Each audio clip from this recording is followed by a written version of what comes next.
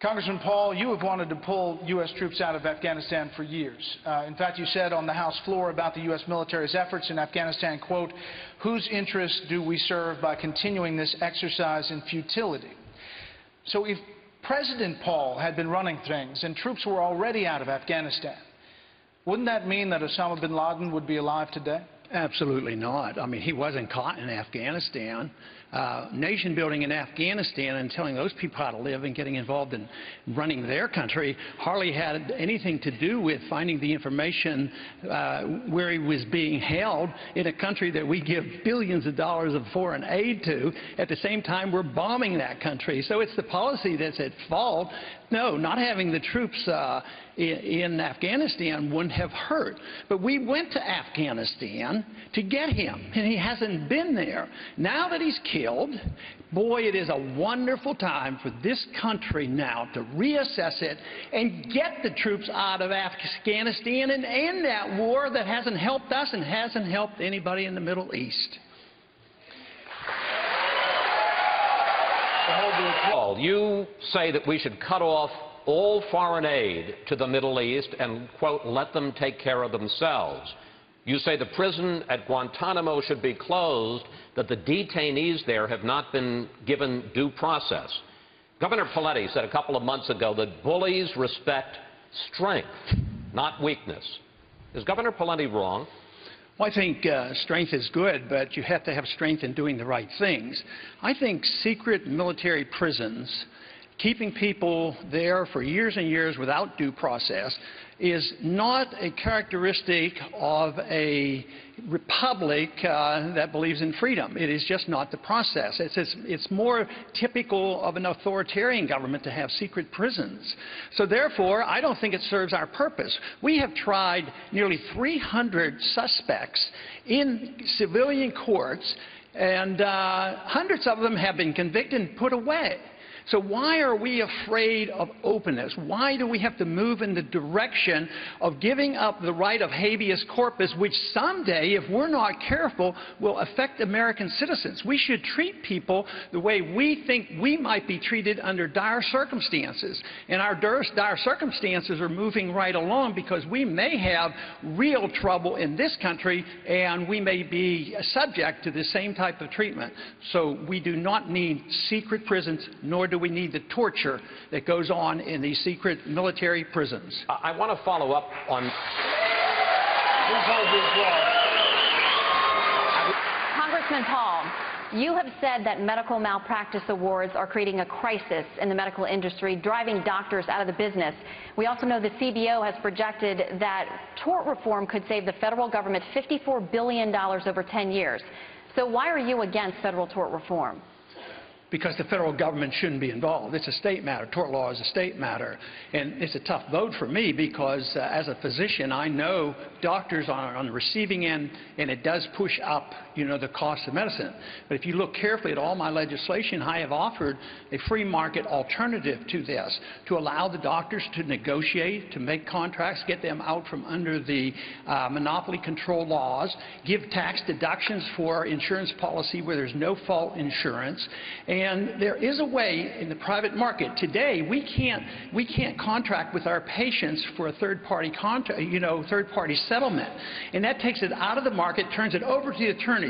If they accept my position on this, a free market approach, and not a nationalized tort law control of this, believe me, we'd put all the trial lawyers out of business, and they wouldn't get most of the money that comes from all these lawsuits when they're suing doctors. Thank you, Congressman. Congressman Paul, you routinely vote against raising the debt limit. Would you let the country go into default, which all the experts agree will only make continued borrowing even more expensive for the U.S. government? And you want to cut government spending, you say, by 50%, eliminating everything from the Federal Reserve to the Department of Homeland Security. Yeah. Under your plan, what would you leave for the federal government to do? Yeah, I'd sort of like to follow the Constitution, and then we wouldn't have these kind of problems. No, you have a government that provides national defense, but you don't have militarism and you police the world. Maybe we could take care of some people back here at home if we weren't spending $1.5 trillion a year on our militarism. That money needs to be spent back at home, and we would have more defense, not less defense. So I don't see why we should raise the national debt. You say, well, default. Probably not. They have money coming in. They can patch it over and pay it, but that's the only way they're going to get a message. But it's nothing new. Our country has defaulted 3 different times. They promised at one time during the Civil War to pay in gold. They refused to. In the 30s, they promised to pay in gold. They refused to. And then in 1971, they promised to pay foreigners in gold. We defaulted, and we stuck it to them. So once again, we're going to default. We're defaulting every single day. That's what your prices are doing. Prices go up. They're defaulting on your money. So we need to look at the Federal Reserve System. Congressman Paul, you've expressed concern that Israel will act unilaterally and start war with Iran.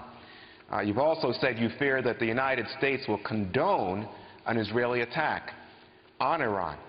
How does President Paul plan to stop Israel from acting? I think Israel has to do what they think is in their best interest, and they shouldn't have to come and ask us permission. If they have border problems or if they have trouble with Iran, they didn't ask us permission to bomb the nuclear site in Iraq in the early 1980s, and I think that was fine. But I think they become too dependent on us, not only for money, and they economically become dependent.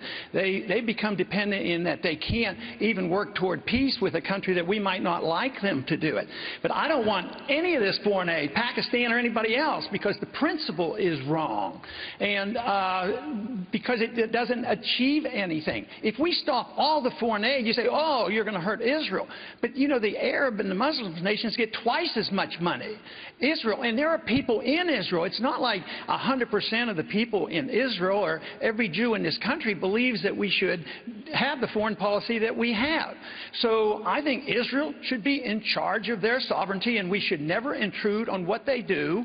And if they want to attack Iran, we shouldn't tell them what to do or what not to do. Issues. Jen. Thanks, Brett. Congressman Paul, in 2007, in an interview, you were asked, should gays be allowed to marry? You said, quote, sure, they can do whatever they want and call it whatever they want. Are you advocating legalizing gay marriage in this country? Well, matter of fact, I spent a whole chapter in a new book I've written on marriage. And I think it's very important, and seeing that I've been married for 53, 54 years now. But I think the government should just be out of it. I think it should be done by the church or private contract, and we shouldn't have this argument. Who's married and who isn't married? I have my standards, but I shouldn't have to impose my standards on others. Others have standards, and they have no right to impose their marriage standards on me. And I just don't like it. But if we want to have something to say about marriage, it should be at the state level and not at the federal government. Just get the government out of it. It's one area where it's totally unnecessary, and they've caused more trouble than necessary. All right. Given that answer, I have to ask you about your defense of the Defense of Marriage Act, which defines marriage as between one man and one woman. Even just weeks ago, you criticized this administration for its decision to no longer defend it against legal challenges. And the main reason there is the Defense of Marriage Act. And I've been quoted as I voted for it. Of course, I supported it, but I wasn't there. But because that bill actually protects the states. See, I do recognize that the federal government shouldn't tell the states what to do, and the Defense of Marriage Act was really designed to make sure that the states have the privilege of dealing with it, and the federal government can't impose their standards on them. Congressman Paul, I have the same question for you, sir. But let me add that Republicans have historically had success when appealing to union voters, blue-collar voters. Do you see danger in the GOP alienating union members? Well, I wouldn't think so, because I think union members believe in the rule of law as well, and you can approach them in other ways. You know, I represented a farm district, and they thought you couldn't be elected if you didn't vote for subsidies, but you reach them in a different manner. But, you know, when it comes to jobs, you have to just look where all the jobs are being lost. In Texas, we have a right-to-work state, and we have no income tax and no corporate tax. Where are the jobs coming from? Union states, because the wages are higher. Sure, they made more money when the jobs were there, but now they don't build automobiles and we don't have steel mills anymore.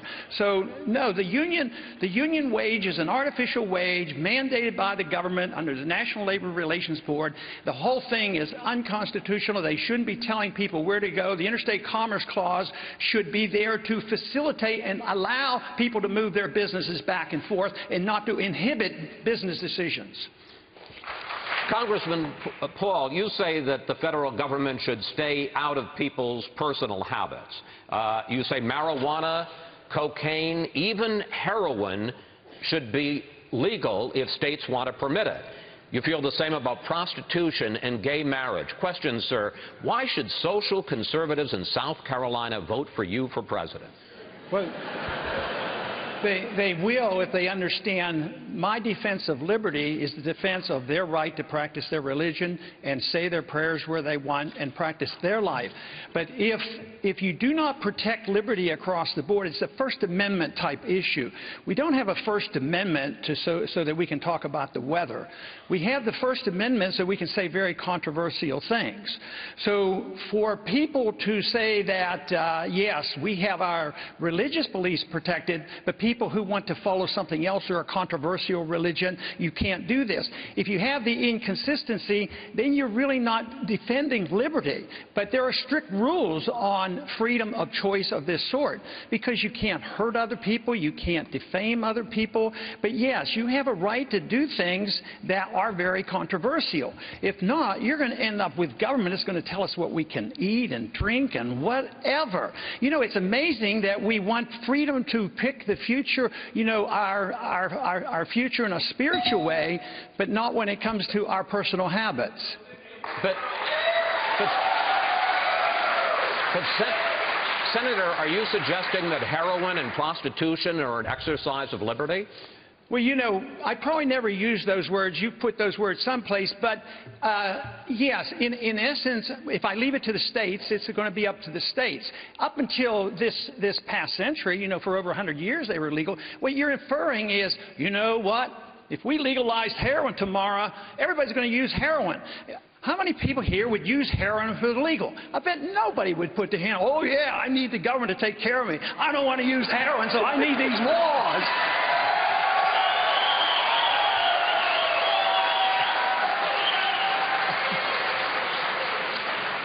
I never thought heroin would get applause here in South Carolina. On the poll, President Obama is getting a bump after the mission to kill Osama bin Laden. Some on the left are now saying President Obama is unbeatable in his re-election effort. Why are those pundits on the left wrong, and what is his biggest vulnerability? Congressman Paul. His biggest vulnerability will be the economy and high prices. He hasn't dealt with that because he doesn't understand the business cycle, as so many others don't. So the economy will be the big issue. My theory is that people vote from their bellies because it's whether they're hungry or not or have jobs and need things. That's why people vote. And we're in big trouble. Prices are going up. Unemployment is continuing to go up. And we have not had the necessary correction for the financial bubble created by our Federal Reserve System. And until you allow the correction and the liquidation of debt, you can't have growth. Congressman Paul, a lot of folks consider you the founding father of the Tea Party movement. Now Congresswoman Michelle Bachmann has founded and heads up the Tea Party caucus in the House. Has she eclipsed you? Well, she's not here tonight, so she hasn't quite done that.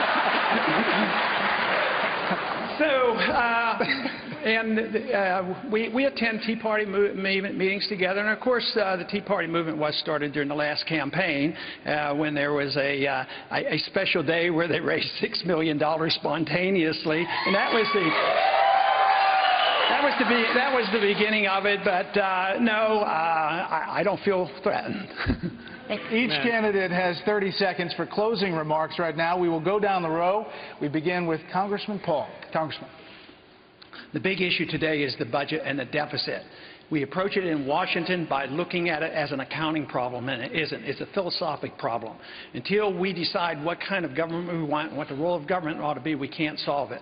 The role of government ought to be there to protect our liberties and to take care of our personal and provide a free market economy and to provide for the national defense, which means that we bring our troops home and we restore sound money to this country.